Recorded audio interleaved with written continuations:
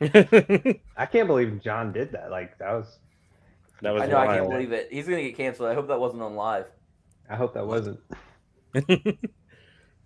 They're trying to get. Yeah. I'm just saying, John. I can't believe you voted that way. I mean, I guess it. Nobody here was trying to get at him. I don't know if you know what that means, but I was not trying to get at him.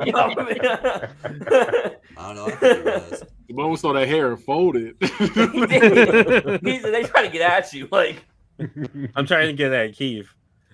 Hey, hey, we know. Man looks like Oreo. He saw John look like one of the lords of Dogtown. He was like, "Yep, I want that." Y'all ready? Yeah. Y'all ready for this? Your fucking face. John about to be like, hanging out. Down the street. Same old thing we did last week. John looks like you're about to take the starting quarterback job at TC Williams High School. All right, Damone, you got your pre-intro? Yeah, I'm ready. Let's make this man big. 1 second. Keith look like he on the list. Let's see. He don't know the speed limit in school zones because he can't go there. Who got the theme song ready? I got it. You got the theme song ready? Yeah, right. I got it. Oh shit! Bada boom, book it. Oh, fucking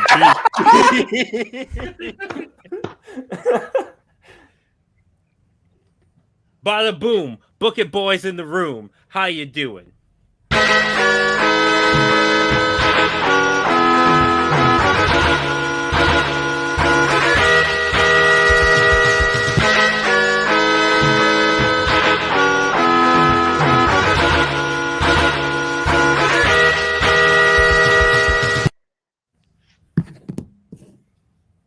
John, this is usually where you talk. Hello, welcome to I was so ready for Mike to be here. Hello, welcome. Should we run that back? Yeah. Nah, fuck it. Leave it. Roll with it. Run it back. Are we rolling with it? Yeah, roll with it. All right, clip this then. Welcome to Book It, where we gotta run this back. Run this shit back. All right, one more time, Damone. I forgot I was hosting for like 2 minutes. Bada boom, book it, boys in the room. How you doing?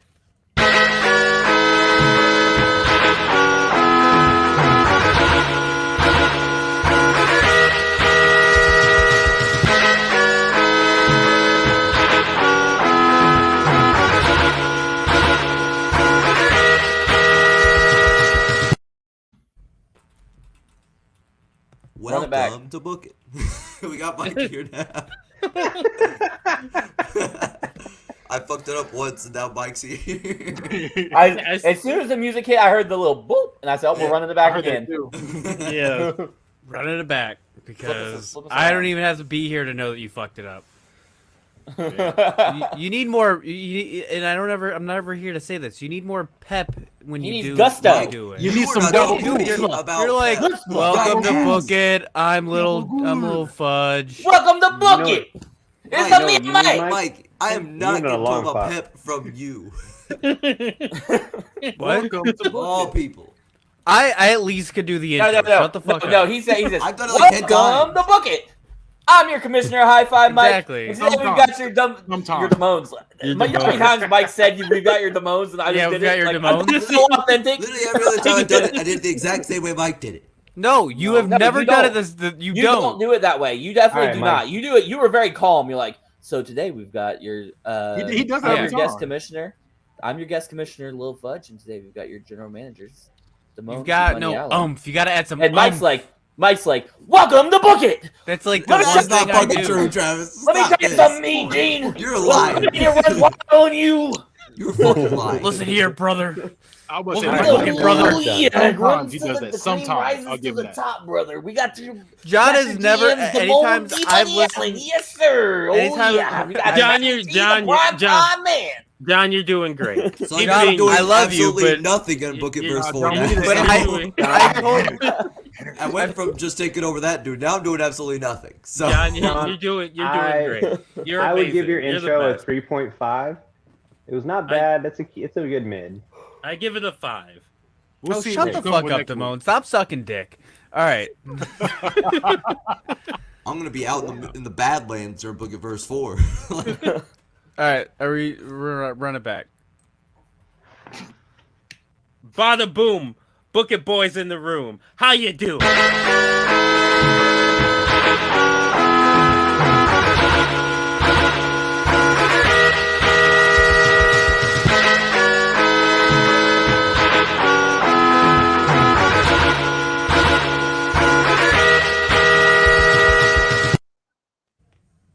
To Book It, a wrestling podcast where we book and revisit your favorite wrestling storylines. I'm your commissioner, Hi-Fi Mike, and today I have our GMs Damone, D Money Allen, Hello. Primetime Travie T, How much wood could a woodchuck chuck if a woodchuck could chuck wood? Late Night Keefy Keef, A woodchuck could chuck as much wood as a woodchuck could chuck wood. If a woodchuck would chuck wood. Lil Fudge, Please end my suffering. and the bad guy. Bada boom, realest nigga in the room. Can we say Yeah, that that was here? gonna be my intro. Yeah. I don't think I mean, Enzo can say Damone- that. I was gonna Freddie, use he a had pass to make that scripted my N-word. intro next week. I right. can say it, but There you go, the rest Damone. That wasn't the intro I wanted to Wait, do. Damone can say it, but Kenny can't? no, Kenny can say it. Oh, I thought you said I can say it, but the rest of you can't. I'll So, put you at the end. hella growl. So we're gonna continue the final round of Book It Verse 3. D Money's actually gonna split his show into 2 different nights. Team 2 nights. So self-important.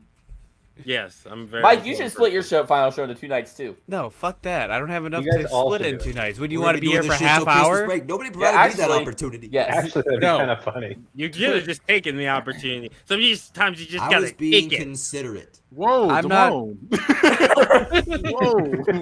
Calm down. Yeah, Damone McMahon. I'll keep mine into Good one. night, Damone Jack Kelly? Hammer. All right. So Damone, tell us about. So I got a question before we start. Is your show itself 2 nights? Yeah, Or are you so, just presenting it as 2 no, nights? my show. So I'm doing one show as like WrestleMania. So I have one night that's night 1, and then a night 2, for each show. Can you do me one other favor? What? Speak towards your microphone. Can you? Is this better? Is this good? But that's 1,000 times better. Put it to Put your it all mouth. the way up on Put his it to your nose. mouth. Christ, Put it to your mouth bro right showed now. up Put it like to your 30 mouth. minutes late and is whipping everybody back. Right? Right? You're just gonna come here I've been bossing trying to people tell around. these people this every week, but What do you mean nobody by wants to Like listen. the meanest goddamn boss. Means everybody here that's not me. He the boss. All right. Show up Wait, 30 wait, minutes wait. late. I was dancing. What are you telling us? Please. He said Damone, we- go ahead and get No, started. wait, no, hold on. What did you, I missed the lesson. What have you been telling us? To get close to your goddamn microphones. You know it too, because we had a whole issue with you. Not me. Oh, No, let's we gotta go. get the union on mic. Tonight, No, baby. bad guy's the only one close. I will say it. Bad guy's the only other one that gets close enough to his goddamn microphone. Mike, this is why Mustafa Ali started the union last week. Just to deal with you. Is this okay, Mike? That great. Now put your pop filter in front of it. Yeah. Is this good? Put your lips on it. Put your lips on it. Put your... Keep talking. There. You want me to put my lips on it? Put my lips on. it. Perfect. Perfect. Now get started. Okay, so I hate I Mike. hated that. it's barely legal night 1 live from the Paycom Center in Oklahoma City. Boo! John is in attendance. The theme He's a song teacher in is- Oklahoma City. He can't afford that after tonight. It's TCW tickets. It's not the fucking Thunder. He is a fan. He's a DPW. Now he's in TCW. I think he Yeah, was a Mike show too. No, TCW. Kenny, that's just my devotion to hating. I go there and start riots. That's wild. You pay to hate. That's hating. I was like, John probably will never win a Book It verse, but he's definitely gonna win Hater of the Year 3 years running. There you go. Add that That's to the the list. time I get praised for something around here. Nobody appreciates. John and my great granddad, they'd be fucking beefing for that spot. Yep. The theme song is "Evil," a chorus of Resistance. I forgot the name of the band, but it's from one of the 2008. SmackDown 2008. versus Raws. What? It's 2008. Yeah, 2008. What's the name of the SmackDown song? versus Raw. Evil, or chorus of Resistance. It's by Skrillex. Something you have. It's not Skrillex. No. It's by Skrillex. No, it's featuring not by Skillet. What? It's not my It's Skrillex. by Skrillex featuring Skillet. It is not. And No, Kanye West. 2008. No, that's not it. It's by Skrillex featuring Skillet and Kanye West. Y'all can keep arguing me all you want. I got all night. You're That's wrong. It's not who was by. It's Skrillex was It's even by around then. Skrillex featuring Skillet and Travis. Kanye West. He said it was Anyway. from 2008. It's not going to be Skrillex. Anyway, Mike, 2 it's weeks after Skrillex featuring Skillet and it's- Kanye West. It's by Project I hate 86. this. There we go. Yeah. Wait. Bad guy. Who was it? Project 86. Travis, it's Project 86. Not Skrillex. Skrillex featuring Skillet and Kanye West. I Really? did not like Explode this. that to the mic. Yeah. Yeah, I hate this bit. 2 weeks after Bound for Glory, the Heartstoppers come out and they celebrate their victory in the Elevation X match to retain the tag titles. I think somebody about to get their ass beat. Sean says, at Bound for Glory, we proved without a shadow of a doubt that the Heartstoppers are the best tag team, not only in let's Ziggler TCW, talk. but the entire world. Dolph says that not only do they steal the show every single night, we make it look so damn good. Suddenly, we start to hear a whistle over and over and over, and we see Bill Alfonso come out the tunnel. Did I just hear you two say you're the best tag team in the world? How is that possible when you've never faced my men? Sean says that he knows exactly who Bill is and that he is nothing more than a parasite who leeches on the guys who are more talented, but the Heartstoppers back down from absolutely nobody. So bring them on. Bill says, I'm glad to hear that, and so are they. And then he points behind him. Sean and Dolph turn around, and they get hit with simultaneous savate kicks by Haku and Umaga. They proceed to beat down the tag champions, with Umaga and Haku hitting Samoan spikes on both men. Alfonso grabs the titles and hands them over. And as they stand over Dolph and Sean, who are both laid out. So the next week, Dolph and Sean are both out of action. But Alfonso, along with Haku and Umaga, have a backstage interview with Joy. Alfonso says that his Savages have already won titles around the world and now are going to do the same thing here in TCW.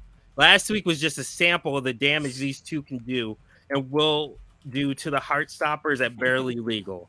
Sean, Dolph, you're on borrowed time, and nothing you can do will stop us. May God have mercy on your souls, because they won't. On the Go Home show, I'm worried about saying the name now. Myro, right? Myro, right? My right nut. Myro has their debut match in TCW against the Hollies, so Crash and Hardcore Holly. Free Crash Holly. Myro absolutely they absolutely dominate the Hollies, beating them within 2 minutes when Umaga hits a Samoan spike on Crash for the win. After the match, they continue to beat down the Hollies. They throw Hardcore Holly out of the ring, and Umaga hits a Samoan drop through the announce table. Then Haku locks in the Tongan death grip, causing Crash to pass out, and is refusing to let go. But then we hear the Heartstoppers music hit, and they come running out, and the brawl between the two teams ensues.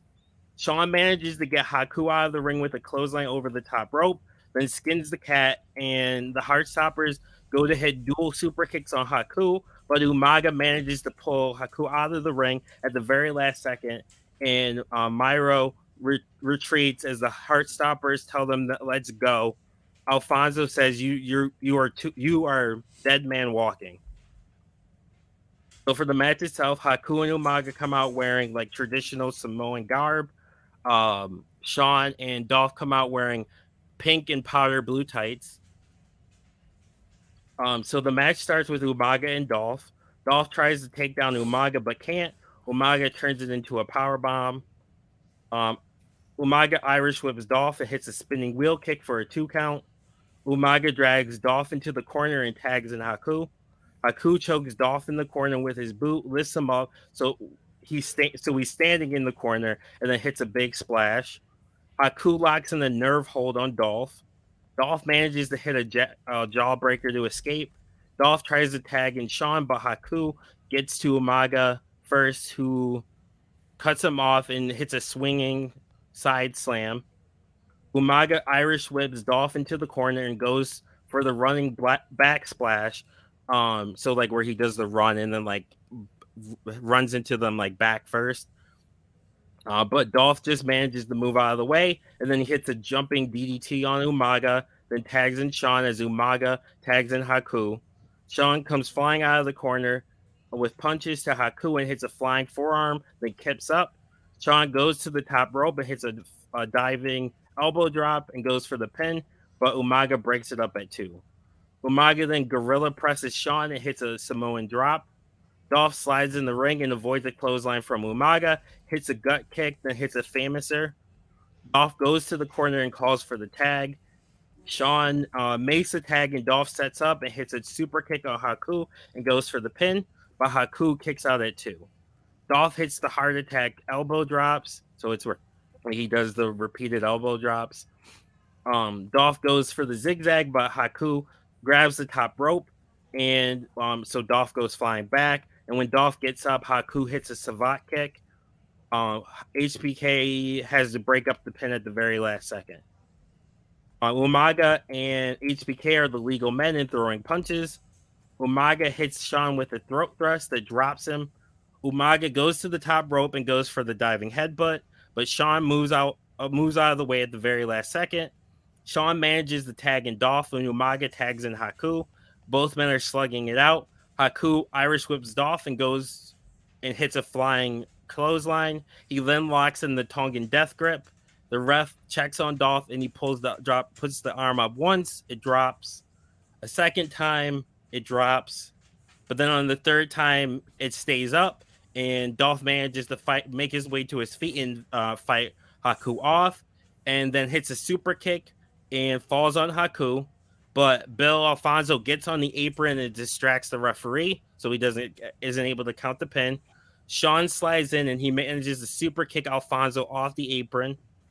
He turns around into a Samoan spike from Umaga. Umaga grabs Dolph and goes for the spike, but Dolph manages to avoid it and he hits a zigzag.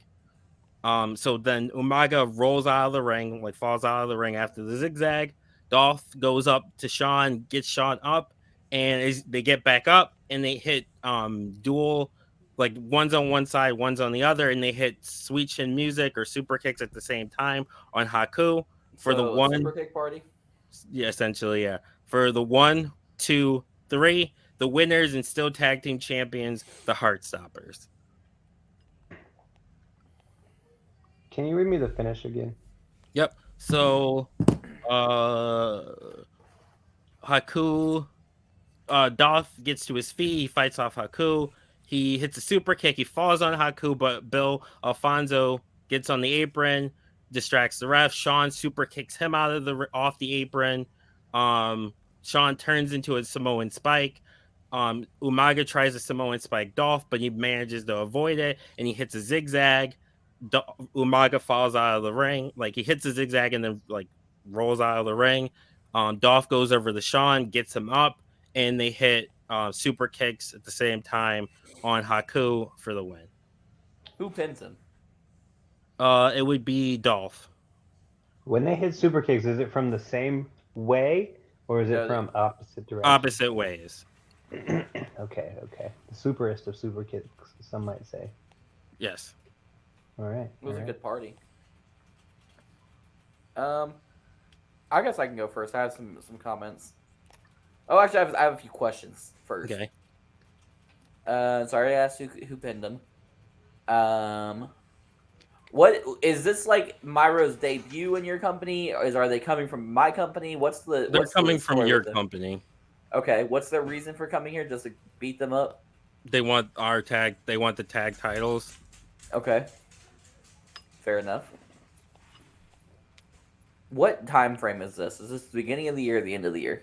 This is the last show, so it would be like around summertime. But my show first season at the very least is only like 5 months, so it would be like June, July-ish. Okay. Fair enough. Huh. All right. So, first things first. Haku doesn't do the Samoan spike. He does in my universe. Nope. I noticed that we all really have knockoff Rude ones, so Kenny's the GOAT tag team maker, just period off that. Because, like, the Heartstoppers are just fucking the Rude ones, but So we slightly all different. have knockoff Y'all rude gotta ones? stop calling everything the rude ones. I don't think they're the rude ones. They're not. They are. They I are. They're more don't. similar I don't to see each it. other than the I fucking think rude that they're more ones. like the Young Bucks. They have the rude ones. Yeah, I would I say mean, if anything, there's they'd be definitely inspiring on there too, but they've got Rude one qualities. It's like Damone wanted to do the Rude ones, but he wanted a babyface version. So I that's what the- I disagree Yeah, with I this. don't. Anytime That's fine. people Y'all that can look disagree with good my get paired opinion, together, it's the motherfuckers. rude ones. Hey, Yeah, I don't- everybody get Damone's dick out of your mouths, okay? Okay. You're saying something dumb. I didn't take any points off for it. I just made an observation. It's a dumb observation. You're All a my dumb hate for Damone's observation. going to you right now. Kenny, Good, stop. you're welcome, Damone. Whatever you're eating, please stop. So I don't like that Heartstoppers and Myro were brawling in the build-up. Okay. I feel like that took away from your story here because Myro is so much larger than them and so much like you've got 4 weeks to build this team that's never been on your programming, and you've got them brawling with these guys that are a lot smaller than them when they should be tossing them around and just fucking even with like a sneak attack from Heartstoppers. These it are should be two of the greatest wrestlers of all quickly. time. But hold on, did they have a brawl or did they He come said, out he and said, like make he the said save? they come out and they started brawling. Well, like These by were his brawling, words. I mean like they start fighting and throwing fists, and they get thrown out. They throw the heels out of the ring. Is They're what not I mean having by like brawl. they're not having I like don't a mean, like- separation brawl. They're Yeah, like they're not like they having come like out, a doll, like they a. make the save. It should have been a Undertaker. squash. I don't. It's not like an Undertaker. Bro, what? No, in the build-up, it should have been a squash. They did. Well, they did squash them the first time. They like. They came It out matched. should and be that attack every them. time. So that way, when they win, it's like it's like, oh my god, I didn't think they could do it. By the way, you're wrong about Haku. I just double checked. He doesn't call it the Samoan spike. It's It's a different Tongan move. spike. Have you looked at it? The Tongan spike is different. It's not the same move. No. All right. well, I what do you rate it? watched a lot of Haku film to find his fucking moveset. It's not the same move. But Not even the best version of Haku. nobody cares about fucking Mang. Mang was better. Mang Fuck outta was here. goat. Mang is the second worst version of Haku.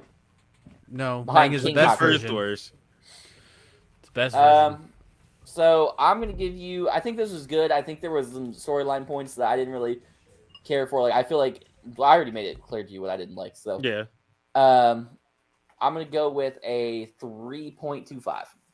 Okay. Well, I'm gonna come in and give you $5. Okay. Thank you. That was enjoyable. I like that he brought in Bill Alfonso. I like that He gave you 5 because Dolph won. You like that he brought in Bill Alfonso? Let's- He's been part of Myro the entire time, you motherfucker. I like that he brought him in, and he did a great impression of him. He didn't bring him in. I brought him in. No, he didn't. He's gonna- No, let's just call it what You it like is. you like all his shit for stuff you didn't like on my show. Fuck you. When have I ever dissed Bill Alfonso on your show? I like Bill Alfonso, and I probably didn't give praised him it on your show too. Bill Fucking Alfonso. Lance Storm and James Storm did this storyline better than fucking Shawn Michaels and Dolph Ziggler No, did. they didn't. No, they didn't. Because neither of them is half as good as Dolph Ziggler or a fourth as good as, well, excuse me, 1/8 as good as Shawn. Wait, no, I'm doing this wrong. Half as good as Shawn this a Michaels or an ECW eighth as good guy? as Dolph. All right, Anyways, Kenny. I wish you Scott was Sabu and Steiner, RVD. That's my only complaint. Scott Steiner math. All right, Go ahead and rate. I'm going with a 3.5. What happened to the automatic 5? You lying son of a bitch. I was joking. He's done that. He's done that to me multiple times on this show. Sickening. I was Dishonest. joking because- This is the One Kenny time, we one know. time, Kenny literally said on the show, he said, Travis, I'm gonna stop you right here because no matter what you do from here on out, you're getting a 5 from me. And then gave me a fucking 3.8, and I was like, I He did do that. That was this dirty. man. I'm joking. I hate him. I said automatic 5 in the group chat because literally Damone unlocked a third impersonation. That's why I said it. For a Bill Alfonso. I went 3.5. I think the story was okay, but I think Mike, the mute match yourself. would save this, Okay. in my opinion. So yeah, so it wasn't like the story was terrible. Like I just think the story was kind of mid, but then the actual match was good. It was really good actually. So I went to 3.5. Cafe? I'm gonna go with. Ooh, hold on. Let me try again. I'm Mike's gonna. gonna kill you. You just hit a mousetrap? I What the hell was fucking that? hate that bullshit, Keith. Don't do that. You're just gonna fuck up the entire Book-It verse. If he mutes you? No, Nah, he's rolling dice. He's rolling He's for rolling he's dice. rolling for Oh. his rating. Oh. So it's worse than John's rating. You don't know if that's what he's been doing this whole time. I hear the dice, and We he hear did, the dice. he did I'm it saying- last week. No, I'm saying he could have been doing this the entire Book It verse. Like we wouldn't even know. We never would have known. You never know. It would explain like some of the wild ass like differences. Like we'll say, I really did like this. This had this issue, and then he gives you a 5. You'll never know. Wild card, baby. Anywho, I actually You are really wanted to Two-Face. give you. That's what you are. You are Two-Face. You just flip a damn coin and decide our fate. You ain't shit. I'm gonna give you a 4. I thought it was really good. I didn't see when Travis made the point of them not having physical contact. I actually liked that they came back because it's such a short build to a big show. And I this didn't is say kind they of shouldn't have physical contact. I said they should have been getting their asses beat for 4 weeks. I'm saying, okay, well, I still disagree with that because Okay. I think it works, like especially with their manager. Like that shit happens all the time. Like as a normal trope for the big monsters who just kick the shit out of the guys to get a little bit of a comeuppance, and then they get to the actual match and get their asses kicked the whole time to make the comeback. I like it. I feel like it was good. I like it as your starter match. Yeah, your opener. Yeah. So I'll go with a $4. John, I just want to say for John being straight edge, he's fucking high. There's Talk your shit, Mike. there's no reason this should be a 5. The only reason he Agreed. gave it this a 5 is because Dolph won. Oh, that's right. Yeah. Damn. That's it. bitch. That's the only reason. That is the only reason that he got a 5. Who? That's it. Who Dolph? asked? I don't give a shit. I asked. That being said, this was just mid to me. I'm going to go with just a 3. Damn. Okay. You sure you don't want to set John's? I'm not as petty as John. I'm gonna give a rating that I think is fair. Not You made your whole rating based on my rating. Shut your ass up. no. I'm Ooh. saying you gave a stupid rating. You can rate these. I'm just nuts. calling you out more than anything. talk Hey, shit, Mike, Mike. you gave nothing but stupid ratings last week, so I guess we. All right, we You gotta wrote a continue. stupid show. What the fuck do you mean? Oh, you just. Hey, You hey, two- we you gotta two fight- you two fight on your own time. I said we gotta keep yeah. moving. We started Hey, half an hour late. I'm the only one tired. left with swings to give. All right, so Damone. next week. Yeah. Go to So your this- next one. So this match, I'm gonna preface it. It doesn't affect my rating or anything. When my original idea for the way I was gonna do the show before I split it, this was gonna be a pre-show match. But now that I'm not doing obviously a pre-show, it's in the main card. But whatever. Why are you telling us this match sucks? No, I'm not I telling already you hate this it. match sucks, but I'm just kind of giving context. So Chris Masters comes out and demands Imagine, a hold rematch. on. Imagine WWE does this. They're like, yeah, we were gonna put this on the pre-show. Like before the match starts, Triple H comes like, hey guys, I just want to let you know this match was gonna be on the pre-show, but you guys are lucky we gave you 2 nights of content. So instead of giving you a pre-show, now you gotta watch it on the main card. I'm sorry, it sucks. Like that's basically what you just I said. didn't say sorry. It sucks. You added that part. You After all showed that that- you're not confident in this match. That's why you did that. That's the only time a match has a fucking intro like that. Like you got a prologue to the match is if you're not confident in it. So now I'm not confident going into this. I'm not confident at all. I have anxiety. Leave me alone. He said now Chris- Carmella versus. Chris Carmella versus Masters- Tori Wilson and see who can twist No. their ankle first. Chris Masters comes out and demands a rematch against Eugene for the pure title. Joy asks Masters about the attack on Liv after the Fucking pay-per-view Joy. after the match at the pay-per-view. Masters says, I did not want to hurt Liv, but she did it to herself. I only lost my title because of her, and she had to be punished. But when she's ready to apologize for what she did to me, I might take her back. What kind of fucking BDSM relationship is this? Kitten needed to be punished. She was bad to Master. Like, I'd watch it. it's That shit's nasty. it's been announced. I would watch a Chris Masters Liv Morgan sex tape. 5 stars. Clip this. This nasty. It's been announced that it's announced that the next week there will be a rematch for the Pure Championship. Hold on, Damone. John, So- does it make it better or worse if I'm watching mostly for Chris Masters? A little bit better, actually. Oh, fair enough. We know. It's understandable. We knew. So we see Liv. Where's and that fucking Jergens at? So the following week, we see Liv and Masters make their way into the arena together. Joy stops them and asks if, are you back together? Before Liv can answer, Chris says that Liv learned her lesson, did the right thing, apologized for her mistakes, and promised there won't be any more screw-ups going forward. Now leave us alone. You better eat that cake, anime. Shit, good over here. I have a match to get ready for. So the match is it's a back and forth match with Eugene and Masters. At the end of the match, the referee accidentally gets knocked down. Masters tells Liv to grab the title and give it to him. Liv grabs the title and appears as if she's going to hand it to him, but then she looks at it and throws it to the side. Masters yells at her and says, "You stupid bitch, give me the title now, now." Liv says no and starts to walk away. Eugene gets up, and when Masters turns around, he gets hit with a code breaker and gets pinned. 1, 2, 3. Eugene retains the title. As Masters is making his way to his feet, Liv waves goodbye to him from the ramp, and we see him cussing her out while he's pulling himself up. So the next week, before her match that night, Liv says that beginning tonight, she is taking back control of her life and her career.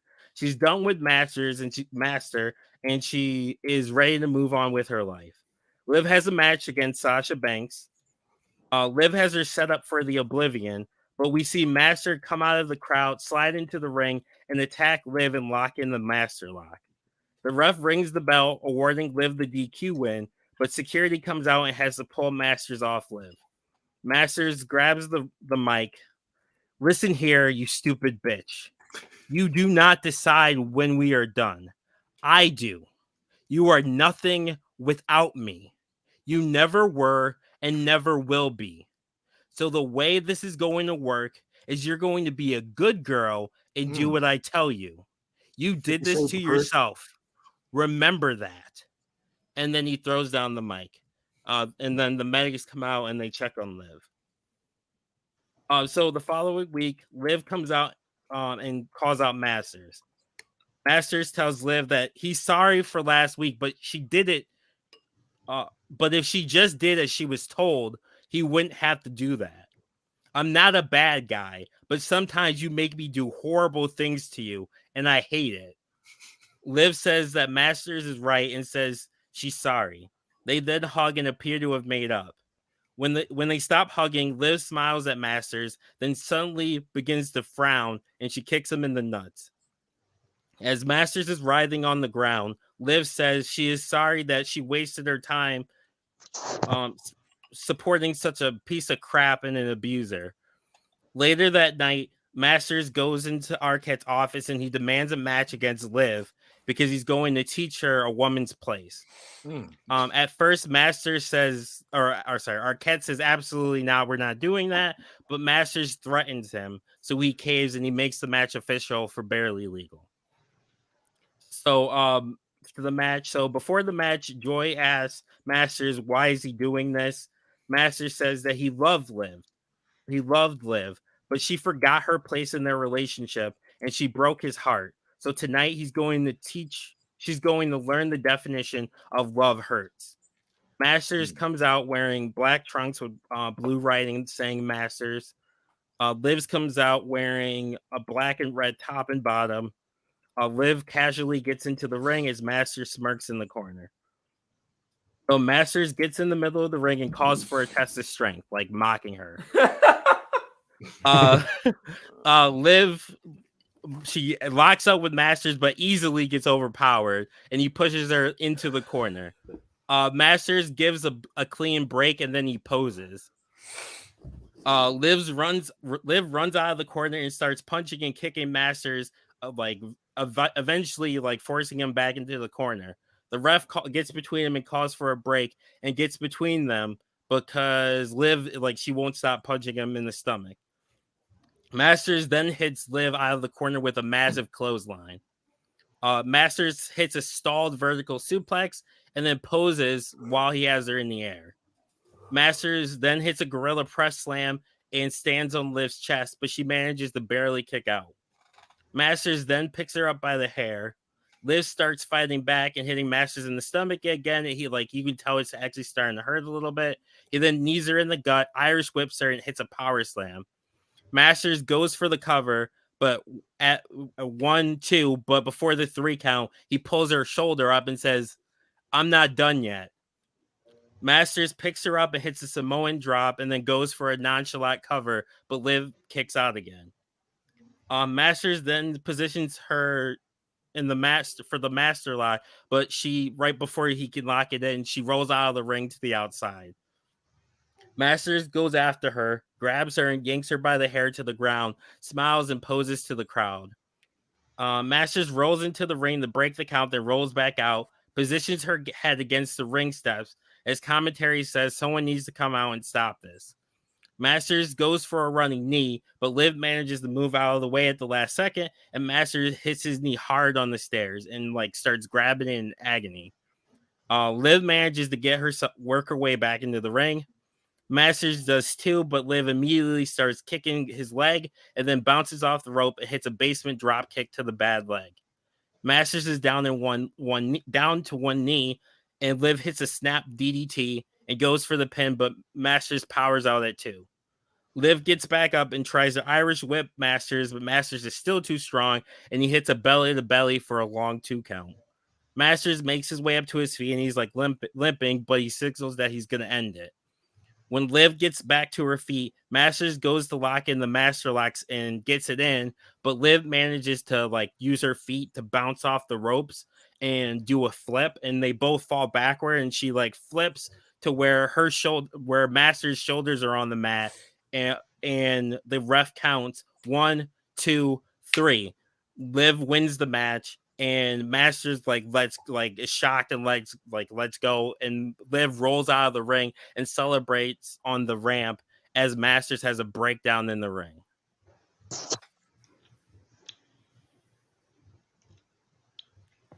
And that's the end of that match.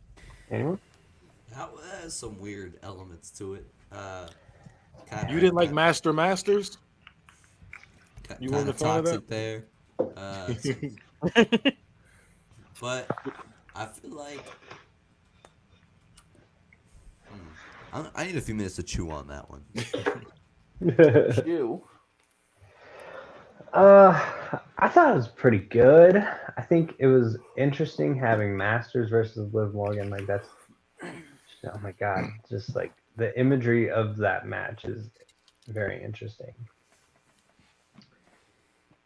I don't feel like it'd be very great. But it would be 'Cause, great. What? You said it doesn't feel like it would be very great, but I said, but it would be very great. Okay. I don't feel like watching big muscly ass Chris Masters just demolish Liv Morgan for that awkward. That would be that awkward ooh. But I thought it was good, the story. I'm gonna go a 3.5. Okay. This story was better than Myro versus Super Kick Party, but I don't know. I felt like something was missing. If you would have had Chris Masters win, you would have got a 5. I'm just gonna be honest with you, because that would have been a great swerve of just good. You don't always get a happy ending. Sure. Sometimes people are dicks and they get away with it. And so you would have got a 5 for that. But the fact that you went with the cookie cutter way to go, especially in a company called Toxic Championship Wrestling, I was a little disappointed. I'm gonna give you a 3 though. Okay. I think this is one of those storylines where, like, I think it should have ended the way it ended. I understand why it ended the way you ended it, but I I understand. think the thing that's missing with this was, I think, in my opinion, you should have had her still getting beat up, whatever it is, like throughout the match. Maybe have Eugene be the difference maker in the match. Maybe he interferes, does something to swerve and everything, just so that way that rivalry's still going on. So that way you can still plant a seed for that if you wanted to. But I was trying to move away from the Eugene Masters rivalry. Yeah. So that's mostly why I did that. Yeah. But I think that's where that's just how I was feeling about that. I gave it a 4. I think it was fine for what it was. I think it was just the linear storyline. Like, we know how it was going to end, and it just is what it is. I think that's like the main thing that was missing for it was just that difference maker. Maybe have him, because he's obviously beaten her, and I think you did the injury part that made it to be a difference maker, but I think it should have been an interference for that. Okay. John or Mike? I'm gonna go with a 3.75. I like some aspects of that a lot. I like that you had Chris Masters be the ultimate gaslighter. Yeah, that's what I was going for. That he was trying to gaslight her. So it's your fault. That was an interesting element. There were some moments that would have just been uncomfortable to watch. Despite that being the intent, I wouldn't have enjoyed watching it on television. So that kind of docked you, and I think the match was kind of mid. So that's the reason for my score. Okay. Yeah, it wasn't. It'd be hard to write a Masters versus Liv match as like just the match itself to be a 5. Yeah. That's like one of those things with, like, you told the story, but it's just like, you know what I mean? That's not gonna be something that, like, we never get crazy spots from that match. This is I know. Yeah. You're not getting like a great wrestling match out of that. Yeah. You know what I mean? Like, so at best you're gonna get mid, and you got that, but yeah. It's me. I'm the hater. I'm not surprised. It's me. I'm the problem. This. I could have. I've shut it off. I'm in bed. I no longer want to watch either day or WrestleMania. You're getting a 2 out of me. Mike's just on hate. And honestly, two for me on this. That's fucking generous. Talk about shit, Mike. Mike's on hate. I'm not gonna say that Mike's just trying to avoid losing. No, you know what? You know what I think's happening right now? I think Mike's trying to be so mean this last round with his grades that he's trying to make all y'all quit. He doesn't want to have any competition next. He knows he can't get me and Kenny out. Like, I'm not gonna quit. We don't break. How is that? How am I gonna? I'm going after them. It doesn't. That wouldn't make sense. What? What do you mean? You're gonna quit. You quit for next Bookiverse, so it makes your next Bookiverse easier. You've already got John. John already quit because of you. John quit because of his bad writing. Ooh. Damn it. John, you're doing great. John, I think you did a great job writing. You had some low points, but you also had some high points. Okay. Yeah. John, I'd give you a 4.5. Damn, that wasn't what your overall was last Let's week. say, but you didn't give him that, Keith. John, I give you an A for effort. Okay. We're bad at math. Well, Damone, you're about to give me 0 for no effort next go around because I ain't making it. So. Damone, what's your company called again? Oh, not company. I'm going to say the pay-per-view called again. A barely legal. Barely, okay. So the next match, Enzo and El Codice come out to the ring. Enzo says, "My name is Enzo Amore, and I am the godfather of El Codice, and you can't teach that." At Bound for Glory, I did exactly what I said I was going to do when I beat that DPW scum Rooster, and I sent him packing back to that dumpster fire of a company. And in the process, I took back what I never truly lost, which was my X Division championship. Out comes David Arquette, who says that Enzo did defend the title or win back the title, but now needs a challenger for the title. And to determine that challenger, there will be a number 1 contenders tournament over the next couple of weeks, with the winner facing Enzo at Barely Legal. Enzo says it doesn't matter who it is, where they're from, because at the end of the day, El Codice, and Enzo always win, and you can't stop that. So the following week, the tournament is announced, and the competitors are announced too. So the competitors are Chris Sabin, Braun Breaker, Chris Bay, Seth Rollins, Samoa Joe, Keith Lee, Christopher Daniels, and Little Guido. So Enzo tells Guido that they're going to make sure that he wins the tournament, and then at Barely Legal, they know he'll do the right thing. So the first match of the tournament is Little Guido versus Chris Sabin. Guido beats Sabin when Bruno distracts Sabin, and Guido manages to roll him up with a small package to advance. Braun Breaker beats Chris Bay with a spear. Seth beats Samoa Joe with a curb stomp, and then Christopher Daniels beats Keith Lee with a BME. So the following week, Braun starts off the match dominating Little Guido, just tossing him around. Braun accidentally runs over the referee and is in position for the spear. Bruno grabs his leg, preventing him from hitting the spear, then drags him out of the ring and throws him into the barricade. He then locks in the bear hug and throws Braun back into the ring when Guido crawls over to him for the 1, 2, 3. So Guido was in the finals. So tag team partners, part of the Fallen Messiahs, Seth and Christopher Daniels, are the other part. So they have a competitive 20-minute match back and forth, but Seth wins when he rolls up Daniels and he holds on to the tights. So the last week on the Go Home show, Enzo gives Guido a pep talk and tells him that tonight is the biggest match of his career and that he better win tonight and not let the family down. Enzo says that Bruno will be out there with him to guarantee the win.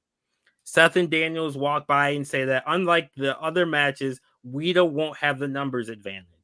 Seth asks Guido what it's like being Enzo's bitch. Guido gets furious as Enzo holds him back and tells Seth that he's his own man and he can win on his own. Seth laughs and says, "Sure you can, and that's why you always need backup," and then walks away. Guido tells Enzo that he appreciates the help so far, but he needs to do this one on his own and walks away. Guido goes to the ring alone and is having a competitive back and forth match with Seth. Towards the end of the match, Seth accidentally runs into, because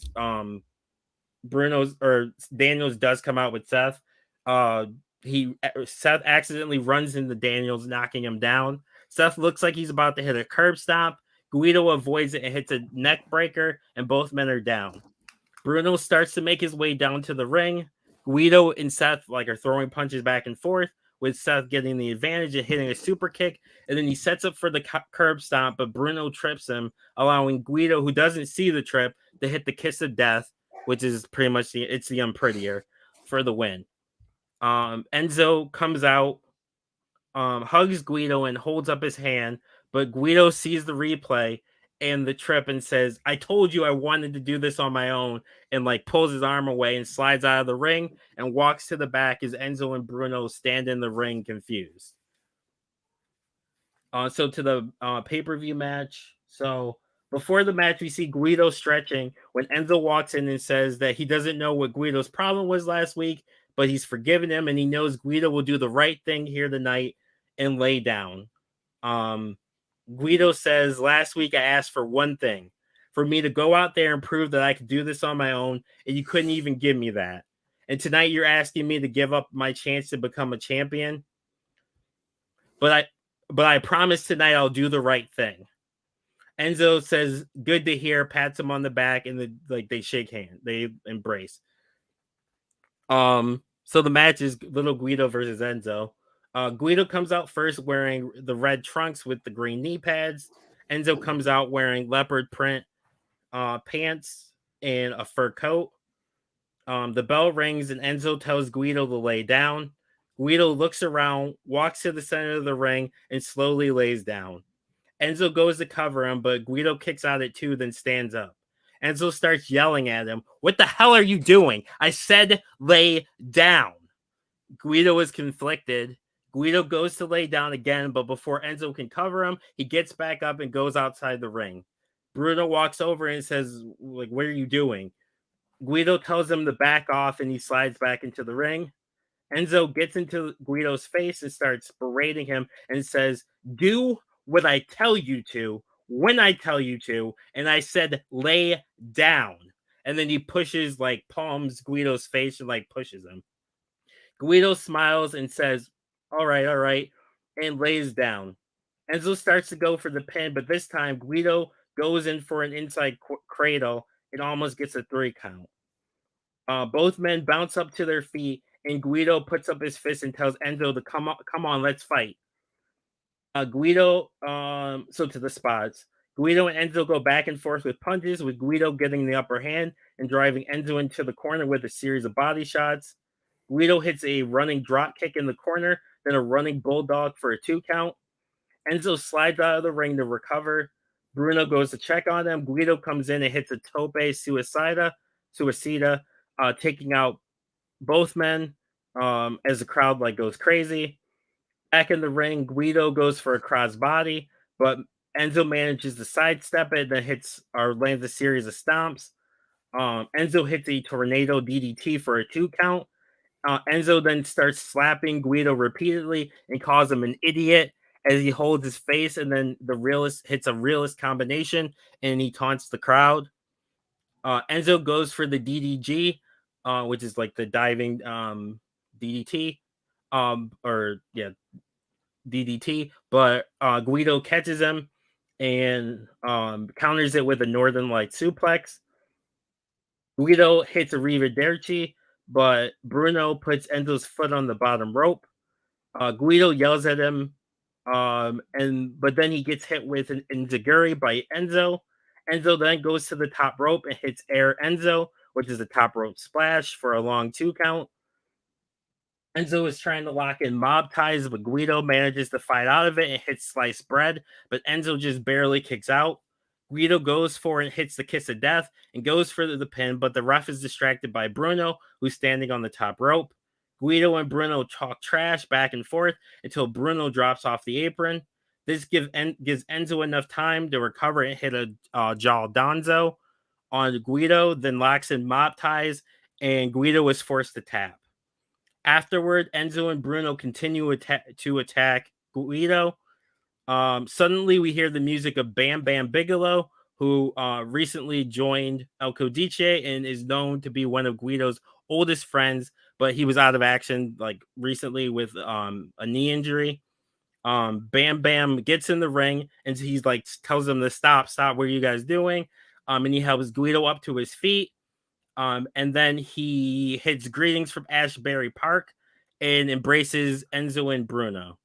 Enzo tells Bam to finish him, and Bam climbs to the top rope and he hits a moonsault on Guido. Then Bruno, Bam Bam, and Enzo stand over him as Enzo holds the title. Hold up. So he was or he wasn't a part of El Codice before this? He joined El Codice on like the last pay-per-view, but he had a minor knee injury, so he hasn't been like on TV the last few weeks. So he's rejoining essentially. So he not joined, rejoining, but he joined, instantly got injured, taken off TV. Yes.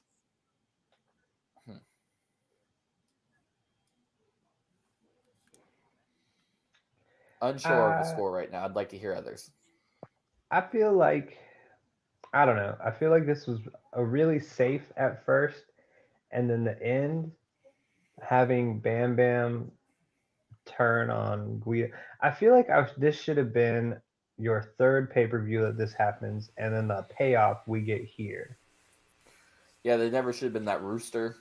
I feel like I would have liked that a lot more. I felt like there was another story being told here, and then somewhere I don't know what happened. I was ready at one point. I was ready to give it a 5. Wait, what story did you think was being told? Just more between Enzo and Guido. Well, yeah, that would be so. Guido's out of El Codice now, right? But so theoretically, for season 2, if I were to do a season 2. I was more. They would be rivaling. Like Guido would be the baby face, and Enzo it would be pretty much Guido versus El Codice. now that you say that, it makes me think you're John and me, and you're gonna make me wait. No, 2 I'm not years. doing. I'm not doing a season 2 of TCW. So You're not gonna get it at getting all. You're Like not you're getting never it at gonna all. get it. So Yeah, I'm not gonna tell you. Like again, like, as we always say, I'm not gonna. I can only tell you what I see, rate on what I see, not on what possibly could have happened or is going to happen. Then I'm never except that going one to see. time. Except that one time with Walter. I didn't hear you, and I don't care. I said except that one time with Walter when No, guys you did you meet for did a both. match You that showed didn't the happen. you showed us that you said, "Hey, I'm gonna have Volter and Shinsuke face each other 92 times, and then I'm gonna have them both win matches that will make them face each other again." I don't want that shit. I'm sick of They this. only faced each other like once. No, it's bullshit. It was literally once they faced each other. I'm about to go back and listen because I know for a fact it was more than once. It Talk wasn't. your shit. They were feuding with each other for fucking 16 years, and you're like, They finally weren't. they get a break from each other, and then they both magically win matches to go back together. It's like you're No. fucking. They I hate didn't. They literally didn't. But anyway, I'm about to give you a 4 for this, a 0.4. What, Mike? you can't do that. Mike, what did you give it? I ain't give it anything yet. Ugh. He said he needs time to think. I need somebody to give a score. goddammit. Yeah, no I'm one's gonna giving me a go- number. I'm That's gonna not a good sign to go. them. I'm gonna go 250. Okay. It's higher than I was thinking. I'm thinking Yeah. more of a 3. I feel like I agree with Keith's original criticism that like the Rooster thing was a waste of time. We could have done more with this story, but I don't feel like anything was like offensive either. I just feel like it was it was there. I didn't hate it, but I feel like you could have done more. Okay. I think I'm gonna give you a 2.5 as well.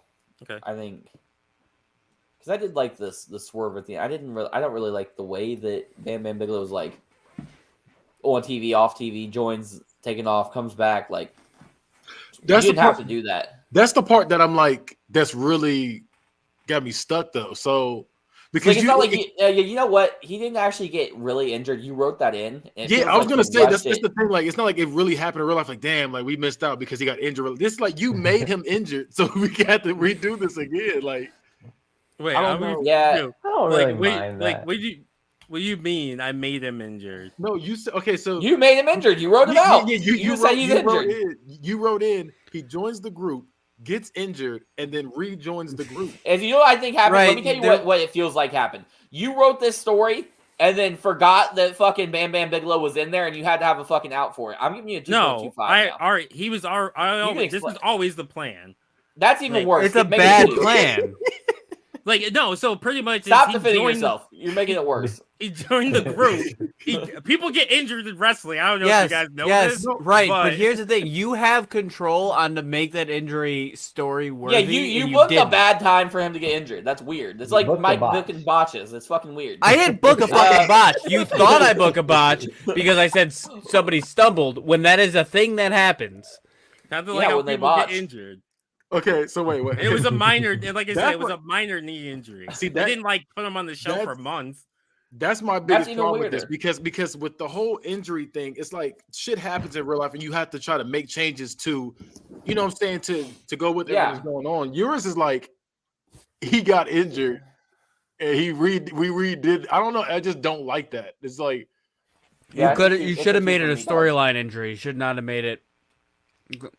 yeah. No, any injury it is, it doesn't matter. It's weird. He had him But join. you could have instantly had a off TV storyline and came injury back. and still had him on screen. And done something storyline wise. Yeah, he didn't have to do anything. He could just be the fucking muscle in the background.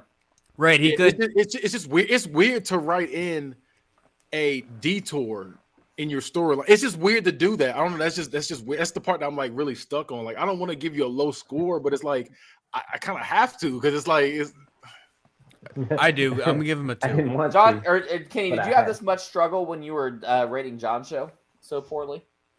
yeah, I didn't He did. so poorly. I didn't want to He do did. that. I really didn't want to do that. Just So give I'm me gonna. a 3, Oh, Kenny. okay. You said give you a 3 now. It's not Yeah. a 3. Okay, I'm gonna go with because that really fucks it up. That really does. I'm Come gonna go on, with rip that Band-Aid.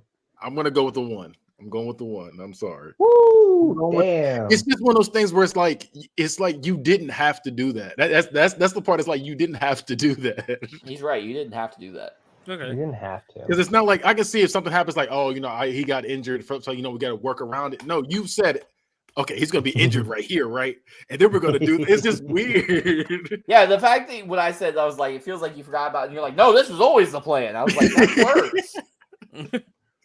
Well, I wanted to do the whole thing I was trying to do was that Bam Bam comes back. He pretends like he's gonna help Guido, and then he doesn't. No, he I did get attack that. him. You didn't.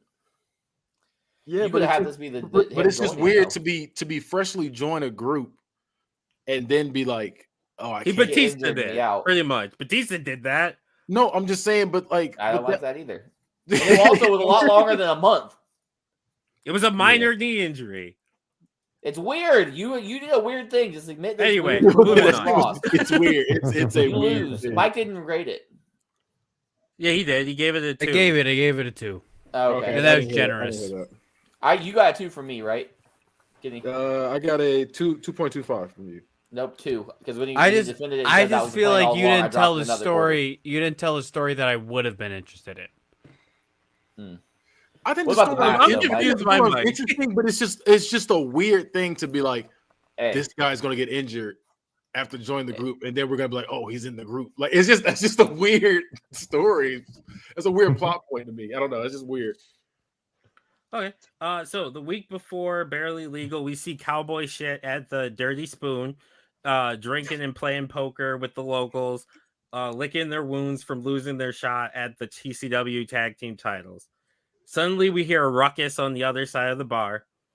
Cowboy shit gets up to see what's going on. We see the APA in the bar arguing with the bartender, accusing him of giving them skunk beer and threatening to kick his ass. Cowboy shit goes over and tries to intervene. Hangman introduces himself and Jimmy and says that the bartender is a good friend of theirs and asks JBL, who was holding the bartender by the shirt, to let him go as a courtesy to them. JBL lets go and says, "We know who you are, but this isn't any of your business, so back off." Hangman and Farouk get nose to nose. Jimmy says, "Why don't we all settle down and have a few beers? Next 2 rounds are on us." JBL lets the bartender go and says, "That's all you had to say," and fixes the bartender's shirt. Like he does the stereotypical pats his shirt, fixes the collar. Later in the night, we see all 4 at the poker table with a group of guys. Both Jimmy and Hangman are up and have most of the chips at the table. After the river, JBL goes to grab the chips and says that he has a straight flush and says that's for thanks for playing. But then Jimmy stops him and grabs him, and stops him and says and shows that he has a royal flush, beating JBL. As Jimmy starts to collect his chips, JBL starts to accuse Cowboy Shit of cheating and he flips the table. Cowboy Shit gets into their faces and says, "What's your problem?" Farouk shoves Hangman and it causes the 2 teams to start to brawl in the bar. The 2 teams are separated by the locals, and APA eventually they get removed from the bar. It's then announced that at Barely Legal, the 2 teams will compete in a barroom brawl at the Dirty Spoon, with the loser picking up the other team's tab for the next year. We cut to the bar where Cowboy Shit is already there, ready to fight. The APA walks in as the patrons boo them. A ref is in the bar and gets between both teams, and then he says, "Let's go." Both teams are throwing hard shots at each other. Jimmy is hanging in, but Farouk overpowers Jimmy, hitting a headbutt followed by a hard punch. By the way, these are just the spots, not going bell to bell or anything. JBL goes for the clothesline from hell, but Hangman ducks under, hits JBL with a pool stick in the gut several times, and then breaks it off over his back. Jimmy and Farouk are fighting in the bathroom. Jimmy slams Farouk's head against the door, but Farouk rakes his eyes. Farouk slams Jimmy's head in the toilet and then flushes it. Jimmy manages to get out of it and pushes Farouk back. He jumps off the toilet, hits a flying elbow, sending Farouk backwards. Jimmy tries to do it again, but Farouk catches him and hits a belly to belly, like onto the wall. Hangman uses the bar to hit a tornado DDT on JBL, but only gets a 2 count. He then goes to grab a stool to smash JBL with, but JBL kicks him in the gut, gets up and hits a snap suplex on the floor. Farouk tries to spear Jimmy, but Jimmy moves and Farouk spears one of the patrons instead. Another patron grabs Farouk and Farouk starts to fight the crowd as Yang makes his way back towards the bar. JBL smashes the bar stool on Hangman's back. JBL has Hangman in the powerbomb position, and he does the pretend to put the cigar out on his back. When out of nowhere, Yang runs on the bar and hits a flying drop kick on JBL. Jimmy and Hangman hit dual super kicks, sending JBL over the bar, then take a seat to catch their breath and drink one of the shots at the bar. Farouk comes from behind and lays both of them out. Farouk hits a spine buster onto the pool table on Page. They then pick up Jimmy and they put his head on one of the corners of the pool table, and JBL shoots the 8-ball into his face. APA then goes and grabs a bottle of vodka and they take a shot and douse cowboy shit with it. JBL goes for the clothesline from Hell on Yang and hits it, but Yang manages to somehow kick out. Farouk goes for the Dominator onto the bar on Page, but he manages to slip out of it and hit a neck breaker. JBL sees the jukebox and tries to Joe Jimmy into it. Jimmy counters and throws JBL headfirst into the jukebox, and JBL's head goes through it as it starts playing like Friends in Low Places. Farouk and Hangman are throwing haymakers as they make their way onto their feet. Farouk gets the upper hand and goes for another spine buster, but Hangman manages to grab a beer bottle and smashes it over Farouk's head. Jimmy climbs the bar and hits Yang time for the 1, 2, 3. The winners of the barroom brawl are Cowboy Shit.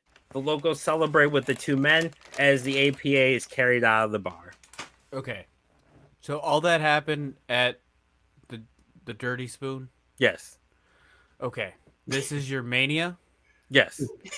This would have been a 5-star match if it was on a weekly.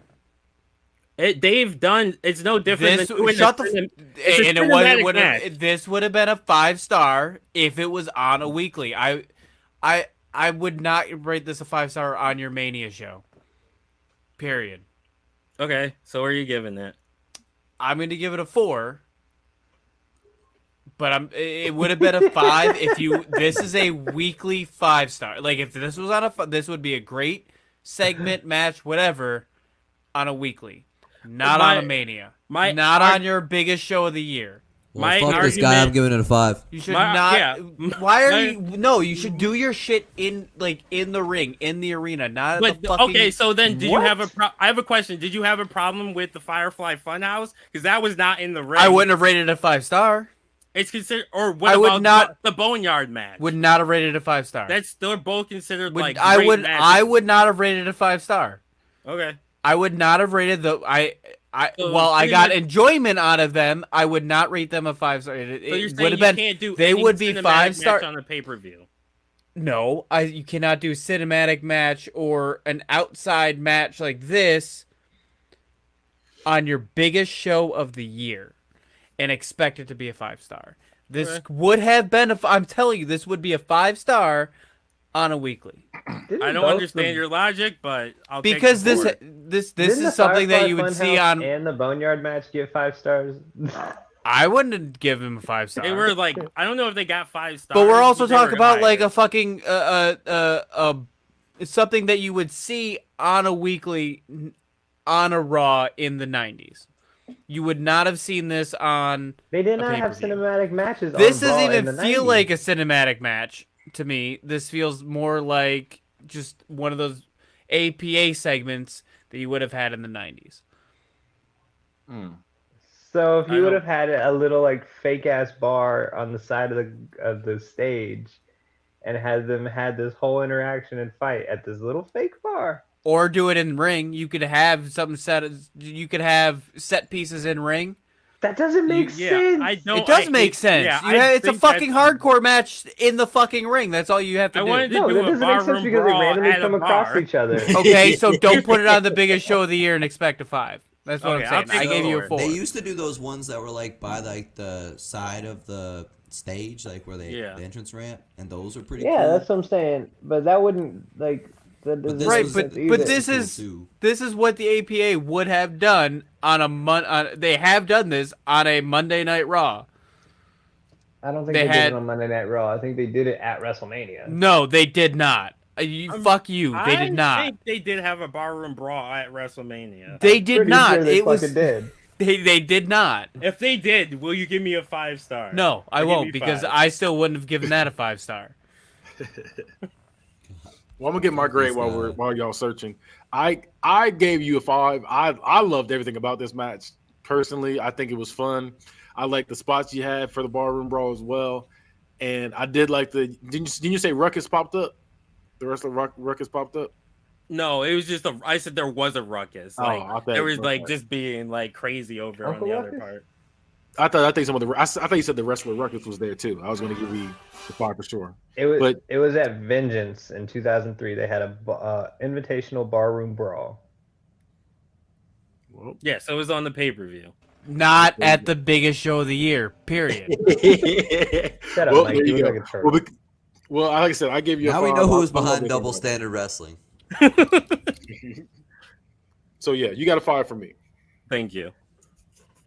I I'm love. gonna give you a 5 too, because this shit would have been entertaining as hell. Like, It especially really when was, you said, especially after that last. I didn't like that last match, but this one though is fire. yeah, and especially Yeah. after you said it was actually a cinematic match. Like, I could actually see if you did this like actually cinematically, and it was an action movie kind of thing. Like, you could make it really fun and interesting. Like, you can have little bits of comedy in there, but like you can make Yeah. it really good action. I bottle thought break. at first that you were gonna say that they were like backstage and this was like a segment style, like they filmed it live at the bar. But if you do it like an Like the actual bar fight the cinematic, like- APA did on Raw, right? I thought that's what it was, and I was like, this is not where it not- belongs. Shut up, Mike. So We're you happy got to five- Travis. Yeah, no, I fives don't know. all Where, around. I don't know where Travis went, but Okay. I You got everybody lost him at scored Dirty five. Spoon. He stopped at the Dirty Spoon and he stayed there. Okay. Keith, So- what's your rating? 5. Oh yeah, okay. So, to the main event of night 1. So, after defeating the Death Demon, Finn hasn't been seen or heard from, or after being defeated. Sorry. Wait, Finn this hasn't is the been main event seen- right here? This is the main event of this night. Because remember, I'm doing 2 different nights. Oh no, I know. I didn't know we was Yeah. at the main event already. Okay. Yeah. So it's 5 and 5. Okay. So I split it in like half. So there's 10 total, but it's 5 and 5. So after being defeated, Finn hasn't been seen or heard from since the Buried Alive match. Edge, who is still recovering from the match, says that since the death title doesn't have a rematch clause, he won't face Finn again because it turned Finn into a monster and he can't risk it falling into his hands again. So the following week, Edge is back and he successfully defeats Dusty Rhodes to defend the death title in a first blood match. After the match, Dusty and Edge shake hands in a show of respect, and Edge celebrates and is about to leave the ring when the lights flicker, and on the Toxic Tron, Finn Balor appears covered in like dirt and like just looking gross. The camera pans out and we see he's in a graveyard. Edge, at Bound for Glory, you and your wife took away the one thing that we cared about in this entire world, and that is the death title. To you, it's just another title, another championship for you to put on your trophy case. But to us, it means everything. It's not just a title, but it means conquering death itself. And you took that from us. You took the most important thing in the world from me. And why? So you could be the hero and try to avenge Mick Foley. But Edge, Mick dug his own grave when he didn't heed our warning. So you are not a hero. You're a thief and a coward who used his wife to steal what was ours. The only reason you beat us is because we got distracted by Beth. You know that, and so does all of TCW. So we figured it was only fitting that we take away what you and Beth care about the most in this world so you can feel my hurt, my pain. Finn then yells at the cameraman to like come here. Show him now. We then see a shallow grave, and in it are Lyric and Ruby Copeland tied up and gagged and crying. Those are Edge's kids for people who don't know. So Finn then leans down and says, "We don't want to do this, but it's mommy and daddy's fault this has to happen." Edge grabs a mic and says, "Finn, leave them out of this. You want the title? Here, take it. I'll give you whatever you want. Just leave them alone. Please. Please, man, I'm begging you. Please." Finn says, "If only it were that easy, Edge." Finn yells at the kids, "Shut up!" And then he starts to, like, grabs a shovel and starts to dig dirt into the grave. If only it were that easy. And then he, like, pushes the camera, like, out, so the feed cuts out. We see Edge race to the back, trying to frantically, like, find out where Finn is, like, yelling, like, where is he? Like trying to get them to tell him where the feed's coming from. Later in the night, we see Edge arrive at the local graveyard where the cameraman is laid out in a freshly covered grave. Edge runs over to it and he starts, like, digging with, like, his bare hands. Before we hear cries of "Daddy, Daddy," and the girls run towards him as Edge hugs them. Suddenly, Finn comes from behind and smacks Edge with a shovel, laying him out. Finn tells Lyric, "Tell Daddy when he wakes up that this is far, far from over." Finn then walks into the shadows and disappears. So Edge goes in the ring to start the week and is visibly pissed. "Finn, get your ass out here right now." Nothing happens. I shouldn't be surprised you won't come out here and show your face and face me like a man. You used 2 innocent little girls so you could lure me to that graveyard and attack me from behind. It's one thing for you to attack me, and I know Beth can handle herself, but you put your hands on my kids? That's too far, even for someone like you. I've done a lot of despicable things in my career. Some I regret, some I don't. But I always knew to keep people's kids out of it. But you, Finn, you took it too far. You want a rematch for the Death title? You name the place, you name the time. Hell, you can even pick the match. I don't care. I'm going to go to the deepest, darkest place of my mind to hurt you. I'm going to beat you to within an inch of your life, and I'm not sure I'll even stop there. The lights flicker and Finn appears on the Toxictron.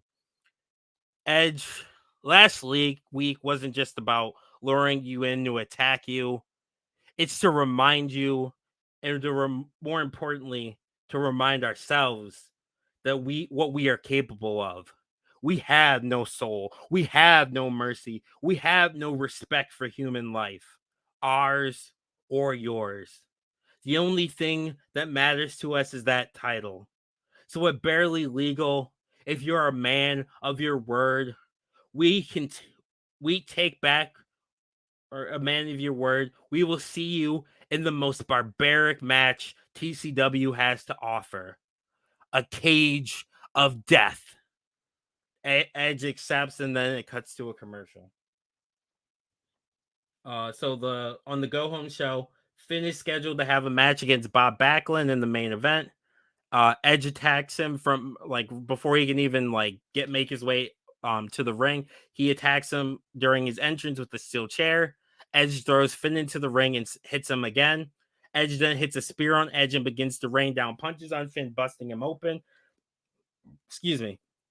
Edge then goes for the chair again and starts choking Finn with the chair. Edge manages to kick Edge off and gets up, and the two start brawling all over the outside. Arquette sends security and members of the locker room to break up the brawl.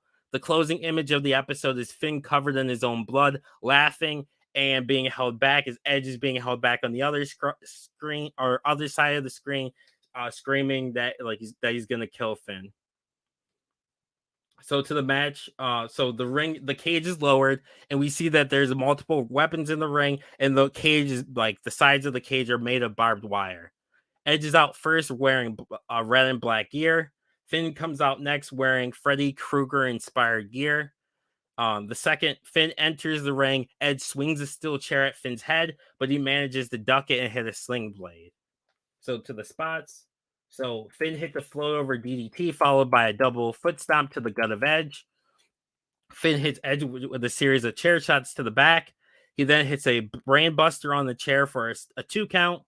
Edge avoids a running drop kick. It hits an execution onto a steel chair for a 2 count. Edge hits Finn with a light tube, then digs a piece of broken glass into Finn's skull, busting him open. Edge Irish whips Finn into the cage, and Finn goes back first into the barbed wire. Edge then rakes his head against the steel and puts his boot into Finn's face as his head is against the cage. Edge has a chair and goes to hit Finn, but Finn Pele kicks the chair onto Edge's face. Finn grabs Edge's face and puts a chair under it. Finn grabs Edge's arm and stomps Edge's head repeatedly into the chair. Edge is then busted open. Finn goes for the coup de grace, but Edge spears him out of midair, but can't make the cover. Both men are down and throw punches back and forth as they make their way to the back to their feet. Finn gets the advantage and Irish whips Edge over the top rope. Finn then hits a suicide moonsault or suicide somersault senton to the outside as Edge goes into the barbed wire side of the cage. I should have probably explained the cage a little bit. So it's kind of like the Hell in the Cell cage, like where there's room like on the ring side. So like it's not like a regular steel cage. It's kind of like the Hell in the Cell where there's little room on the outside. Finn goes under the ring and grabs a rope and puts it around Edge's neck and uses it to hang Edge using the ring ropes for leverage. Finn lets go and then taunts the crowd.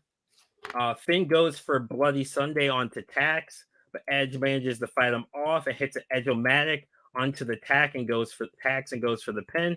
Finn kicks out at 2. Edge sets up a table wrapped in barbed wire up on one side of the ring and hits an electric chair on Finn through it. But only gets a 2 count. Finn just barely gets his shoulder up. Finn then rolls to the outside. Edge spears Finn through the door of the cage, sending both men to the outside. Edge makes his way back to his feet and goes to grab Finn, but Finn grabs the chain from the door and decks Edge with it. Finn then climbs to the top of the cage. Finn's hands are noticeably cut due to the barbed wire, but he just laughs and tells Edge to come up. Edge looks to the crowd and they chant, "Do it, do it, do it." And Edge climbs to the top. Both men are fighting on top of the cage. Finn gets the advantage, gut kicks Edge, and hits Bloody Sunday, but can't get the pin because the ref's not up there to count it. Finn begins to land hard elbows to Edge's skull. Finn lifts him up and tries to suplex him off the cage, but Edge manages to counter it and hits a back body drop of his own, but the cage breaks where Finn goes through the top of the cage and lands and crashes into the ring, going through a table that was set up in the ring. Edge makes his way down the cage as medical crews go into the ring to check on Finn. Edge gets back into the ring, but Finn refuses medical attention. Edge looks at Finn and hits another spear, but Finn is still moving. So Edge goes back into the corner and hits another as Finn gets up one more time. He's having trouble. Finn just won't stay down. Edge goes for the pin, but again, Finn kicks out. Edge realizes what he has to do to end it. Edge grabs a chair wrapped in barbed wire and puts Finn's head on it. He then grabs another chair and he hits a concerto. Then pins Finn for the 1, 2, 3. Edge leaves Finn's motionless body in the ring as the cage raises, and he's joined by Beth and the kids on the I wrote the apron, but that's not what I meant. On the ramp, or the entrance ramp, as confetti falls. All right, so you had one misstep. What? When you were doing the chant, do it, do it, do it. Yeah. What you should have done is have Rob Schneider come out and said, "You can do it." I didn't draft Rob Snyder. He didn't have to. John No one did. else did either. John probably did.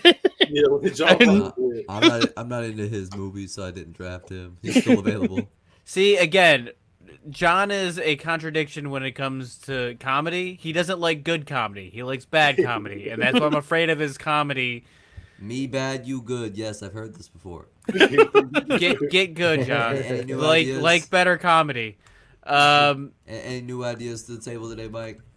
I think I'll just say this. I think the wrong person won. You think the wrong? I person think the won. wrong person won, and it goes back to it not being toxic enough. The toxic one should have went off on top in your main event. I'm giving you a 4.85. Okay. You did not have enough toxic in this WrestleMania. It felt like Right? you stopped being toxic. It was fucking funny. Well, Tess is probably on night too, so Probably. Night too. He's probably That's the main event, and unless it ends No. with some burning crosses, it's not gonna be toxic enough. At that No. point. Jesus Christ, No. Mike, you can't just say that. Oh, Clip. Mike, right? Yeah, I can tell you there will be no burning crosses. No, then He said, you "What gotta, does mean word?" it's not toxic enough. Then you're not doing. You should be less toxic championship I'm ready for wrestling. that. It's okay. I'll still give you a 4.99. I'll go next. I think this was really good. I mean, it reminds me of JTG. I'm gonna say that, but I was gonna say that, but it's cool though. I think it was still good. I really didn't see any problems with it. I think this is one of those things where it was, in my opinion, it was a lot to, like you're like you know how y'all said it was like trying to have a blood feud in 4 weeks is something I did. Like it felt like that. I don't know. It just kind of felt like that a little bit. They've But been I don't really feuding have- for they've been feuding for like 2 pay-per-views. I just think the bad They've guy, been feuding for like 3 months actually. the villain should have came up on top on this. Like that's what I keep coming back to. Because the last match they had the Buried Alive, and Edge won, and then Yeah. So, so it's not like a new feud. So they've been feuding for a while. so Edge won the last Damn. match. He won the Buried Alive. Then I double down on it. I'm Damn, them now that taking you down say a 4 that. Yeah, point. I forgot that happened. I thought for some reason I thought it was a 4.75. new feud. I knew this wasn't a new feud, but I forgot that Edge won. Well, remember this has been a long time between these pay-per-views. Like, I said it at the beginning. Like that's why Finn was pissed because he lost the title, and that's why he was threatening to bury Edge's kids alive. It's unbalanced. I like that. It's Yeah, unbalanced. I don't know. I just think like, yeah. Now that you said that, I do agree with Mike on that because I Damn, thought this was kind of the thing where it's like, you know, he's taking him to that point, kind of like how JTG took him to that point where he gets the kids involved. It's like, damn, you took it too far. When it could just been between us, and I thought that was it. I forgot all that stuff happened before that. But yeah, especially with Edge winning before. You said it's the third time they fought. No, this is the second time they fought. Second So time they've they fought. started like feuding after Mick Foley died. Yeah. And Finn was being a bastard. And then like they started feuding, and then they had the You match know what you Buried did? Alive, and then You know what they you should have had done? You made the same misstep WWE did with Bray Wyatt. Yeah. You build this villain up, and you want him to be a threat, but he keeps losing, so he's not a threat. well, he did It- kill a man. It's a mixture. Well, I don't want to say it's a mixture between that and having Cody Rhodes fight Seth Rollins for the 18th time. It's just kind of like that, where it's like, okay, he keeps losing to him, and it's like at this point, it's like, why are we watching? But it's like, I don't know. But I realistically, wish they've we only actually had 2 matches, and this Yes, is I'm the saying first- like it just. Yeah, but it they've just been feels fighting like on that. house shows and shit.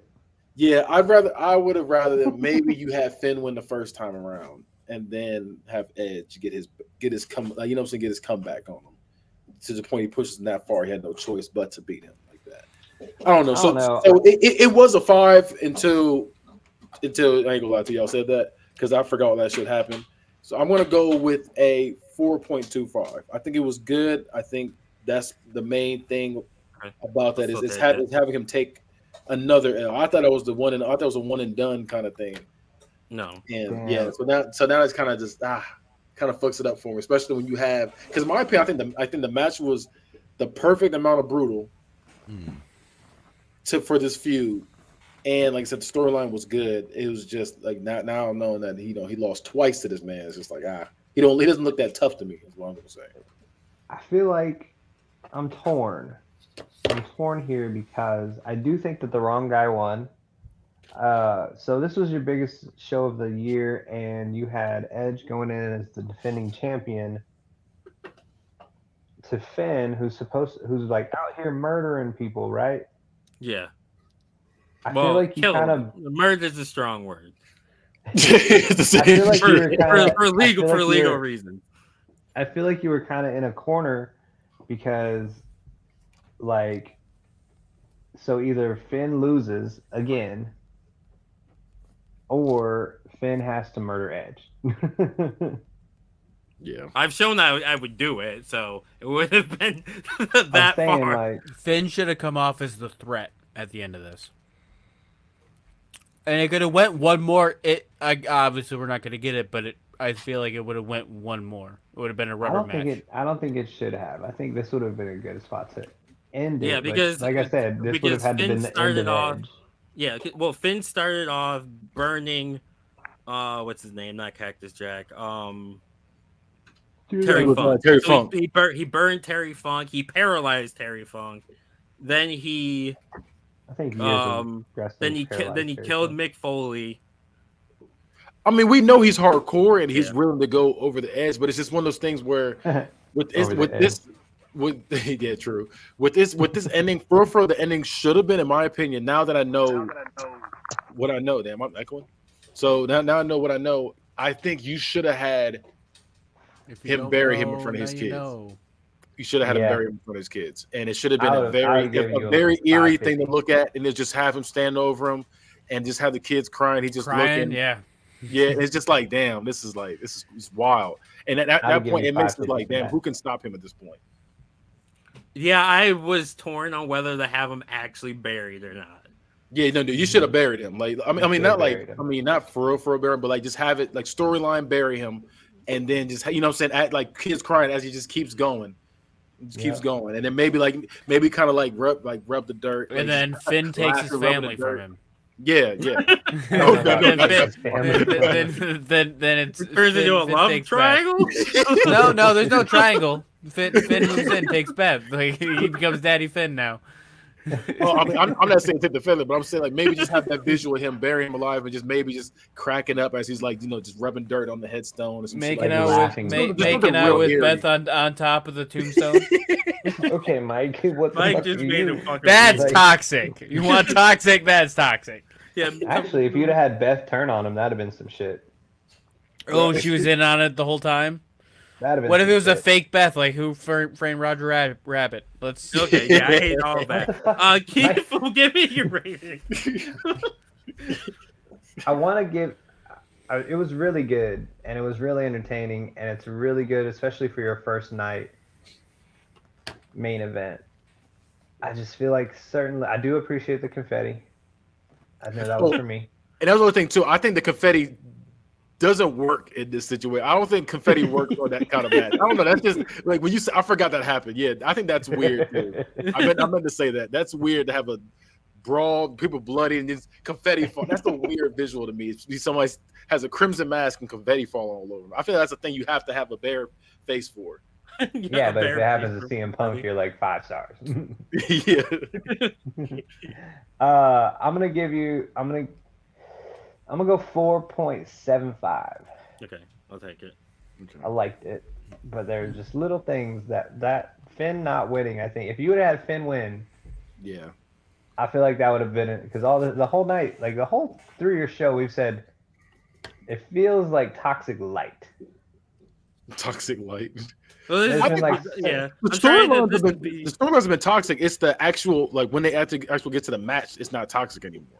That's what it feels like. right. Well, it's Like- because like- he's trying This to is- give good endings to the Yeah, stories. this is yeah. Yeah. Well, this he's is the not. end of That's the problem. He's This is not. the end of these stories, so like I'm trying to like wrap them up. Where But what's up for some I of guess them aren't Alco the end of the Dice- story. The Elko Dice one is really the only one that wasn't the end. But you could have, and that's the case. Meaning you didn't have to end these stories. You could have. They could be on Well, season also, 2 of TCW. Also, I feel like Yeah. if you have like the if there's bad a guy, season 2. if you have No, the it got bad guy canceled. win Fuck you mean? tonight, it leaves it open for your next show or like the next night of like, oh shit, anything could happen. They might fuck around and like give all the bad guys win, or it's not like Yeah. so like. I feel like the misconception most of the time is that it's the end of the feud, so the good guy has to win. when it doesn't And I have feel to like be that there. gets stale. Doesn't have to be that Right. way.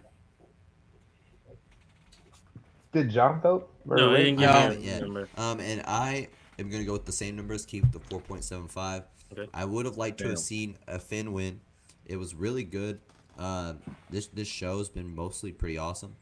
But Can't Yeah. wait to fuck it up next week. it wasn't like that. It It didn't is it a was good toxic show. enough. I actually think it was a little bit. Wish it was a little bit more brutal. And it was pretty brutal. And Kenny said it was the right amount. I think it could have gone a little bit further. He hit him with a concerto with barbed wire wrapped around him chair. That's disgusting. I think it could have gone a little farther. Could have I had don't the know. smell of The flesh spots he had were burning. really disgusting for real. But I just think Nobody it was the dipped perfect in amount. acid, so I thought he about said go doing farther. I thought about doing a gasoline spot where like someone gets probably would have been Finn gets doused in gasoline and set on fire. Like I thought about that being like he beats him and then he does that to get rid of him like entirely. Like he Then was he Freddy really would've Krueger. been Bray Wyatt. Yeah. Oh, yeah, that's why he came out in Freddy Krueger gear. Then you really would have been Bray Wyatt. Yeah, but that's the end of night 1 of TCW. Barely legal. I went from having the highest vote on that last match to the hater. I went from a 5 to a 4.25. I'll still take a 4.25. That's still not bad going It's that not way. very It's good not, score. but it was just like I mean, damn. it was definitely the best story you had tonight. I mean, It's it's just- just I think long-term. that was- execution, Yeah, there's- the best story for sure. Best story The best match is that barroom brawl match, in my opinion. That's, would have been better on Raw. Absolutely. yeah, he's a little bit wrong. All right, so we're gonna go ahead and wrap this up. Let's do some plugs. Bad guy. If you want to see more of me, go to the Bad Guy Spoken podcast on YouTube. And if you want to see me, or just talk, do whatever, it's on all social medias at Bad Guy Spoken. I say really wild shit, and you can react to that or say I'm wrong or whatever it is. I'm going to tell you you're wrong too, so it's on you. He said, Yeah. he said, if you just want to talk, hit me up. Yeah, you want to talk? Go ahead. Some people just need a little talk. That's all you need sometimes. Keith, you got You're good. You're good guys showing. You can talk to me on any of the T13 sites and book at T13 Debatable or T13 on Twitter. You can talk to me on mine, but I probably will not pay attention because all I get is like weird bots that like my shit and it's weird. It creeps me out now. Fuck you, Elon, you bastard. Oh, don't get me started with that. Lil Fudge. I was about to say the same thing. I normally plug my Twitter, but I don't think I'm going to be on it very much. Fuck Elon Musk. Fuck his clique. But you can go to t13media.com/store and buy a Lil Fudge shirt, and that is a better way to spend your time than on the Elon Musk bitch baby app. Damone. I am barely on Twitter as it is, but if you want to hit me up on Twitter, you can follow me at dumbmoneyt13 and on TikTok. So it's DAMONEYT, the number 1, the number 3. You can also follow the T13 Media TikTok at T13. So it's T, the number 1, 3 spelled out. Also, I've been on the fuck Elon train for years. Welcome aboard, guys. I mean, I'm not a fan of him, but I'd still buy a Tesla. I would this still buy a point, Tesla too. I but would. At fuck this it. point, I'm- Actually, you can get other. there are other cars, Win-win, right? John. electronic Win-win. cars now Okay. that Yeah, I don't that need a are Tesla. gonna be better. So Yeah. I'm glad that he started the trend, but now I can't wait to get rid of him. Exactly. You can find me on Twitter where I just tweet at Boy Meets World Podcast. That's hi-fi_Mike. It's not a joke. That's all I do on Twitter is tweet at Boy Meets World Podcast. You can You're find not all the kidding. shows. I am not kidding. You can find all the shows on the T13 Media Network on our website at t13media.com. Rate and review us on Apple Podcasts and Spotify. Golden Rules Fire Fuck Off. That's Book It. See ya. Bye.